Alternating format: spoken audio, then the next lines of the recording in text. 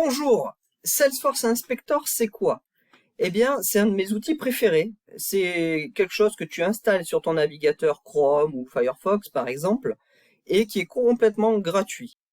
Il permet de voir toutes les données d'un enregistrement. Quand je dis toutes les données, c'est toutes, c'est-à-dire même celles qui sont cachées. De faire des requêtes directement dans ta base de données Salesforce et exporter le résultat. Tu vas pouvoir aussi importer des données directement. Et enfin, tu vas pouvoir te loguer sous un utilisateur. Pour l'installer, je tape directement Salesforce Inspector dans Google. Je recherche les résultats qui correspondent à mon navigateur. Là, par exemple, moi j'ai Chrome, donc je vais prendre celui-ci, Salesforce Chrome. Là, je vais pouvoir l'installer. Ici, à la place du bouton supprimer, il y aura installé. Moi, j'ai supprimé parce que je l'ai déjà installé. Une fois installé, comment ça se présente? Eh bien, on a une petite flèche qui apparaît sur la droite qui est très discrète. Vous voyez là, elle est en transparence. Je la monte quand je la survole, on la voit un peu mieux.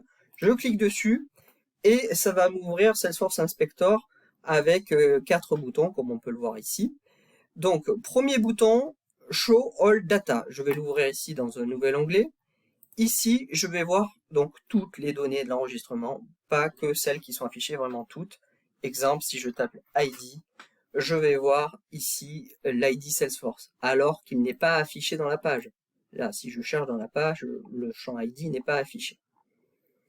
Autre point également important, par exemple, tu peux avoir des pick lists avec des valeurs de pick list qui sont affichées à l'écran et dont la valeur en base de données n'est pas la même. Et puis tu peux avoir aussi des traductions, tu peux avoir des choses qui sont traduites en français alors que dans la base de données c'est enregistré en anglais. Deuxième fonctionnalité, le data export. Donc si je clique ici sur data export, je vais pouvoir donner à partir d'une requête SOQL. Donc ici par exemple, je vais pouvoir voir tout ce qui se passe dans Raccoon. Voilà, je clique sur export, ça m'exécute cette requête SOQL que je peux changer. Là j'ai des propositions pour rajouter d'autres choses. Et ici j'ai les résultats. Et ces résultats, je vous parlais d'export tout à l'heure, c'est là que vous allez pouvoir par exemple ici les exporter, les copier dans votre buffer et ensuite les enregistrer dans un fichier. Troisième fonctionnalité concernant l'import, alors je clique ici sur le troisième bouton, Data Import. Là, je vais pouvoir importer des données. Donc on choisit ce qu'on va faire, on peut faire un insert, un update, un upsert ou un delete.